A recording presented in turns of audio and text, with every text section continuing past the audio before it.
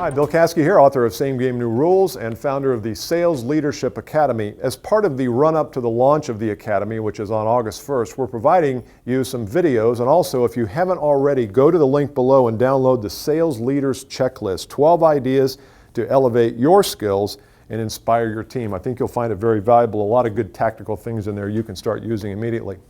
In today's video, we're going to talk about one of the many roles that you as a sales leader have on your plate, and that is the role of coaching. You know, you have strategy, you have marketing, you have accountability, you have selling, probably sometimes you're even still in the sales role producing results. But coaching is really critical because when someone comes out from one of the calls they might make, or they call you on the phone and say, okay, here's where we are, what should I do, what would you recommend? You are really in a coaching role there. So I'm going to give you 3 ideas to kind of get you moving down the path to better coaching. And I'm going to give you these 3. We're going to talk about that a lot more in the Sales Leadership Academy online. But these 3 I think today will at least get you started. First thing you need to be able to do is help a salesperson dissect their deal. Dissect the deal is the approach of understanding where they are and what to do next in the sales process. Let me give you one tip on something you can do that's very elementary, but it's amazing how very infrequently we see it happen, is just have your salesperson recap how they got there.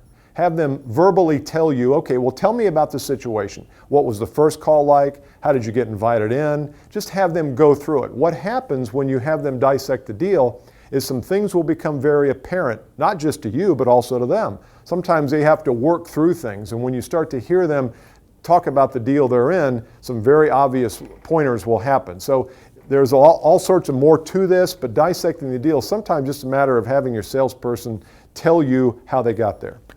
Number 2, deal with inner blocks. And inner blocks is what we will call the inner game. It's the mentality of the salesperson. And one of my friends always says there's not a sales problem that can't be solved, but by looking at the inner game. The inner game is the origin of all problems, all sales problems. Where your people feel comfortable calling, how your people feel comfortable talking about price, how your people feel about calling on the CEO, how your people feel about the belief in their message and the value your organization offers. Many times the problems in sales start here.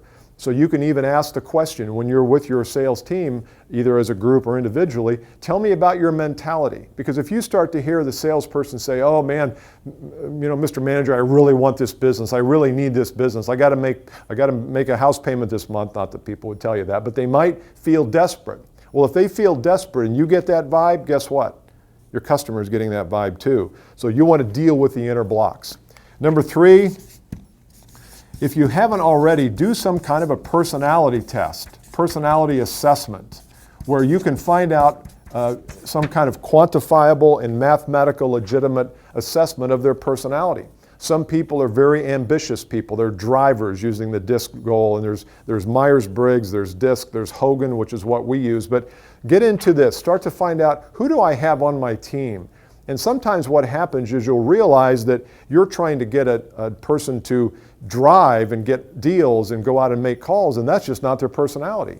And if you keep bumping up against that, then no amount of coaching or advice is going to work for them.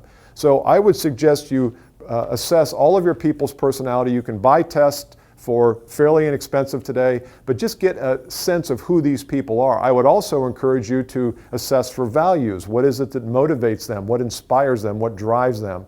Because a lot of times, as I say, you as a sales leader will be giving advice that they can't even literally hear because their personality is not matched up to that. So if you start to coach your people and run into a little difficulty, try these things. If you don't want to buy the personality assessment, just at least try these 2 things when you're talking to them individually. If you haven't already, make sure you sign up to get access to these videos in this series, and also make sure you put in your name if you haven't already to get access to the Leaders Checklist. And see you next time. Bye.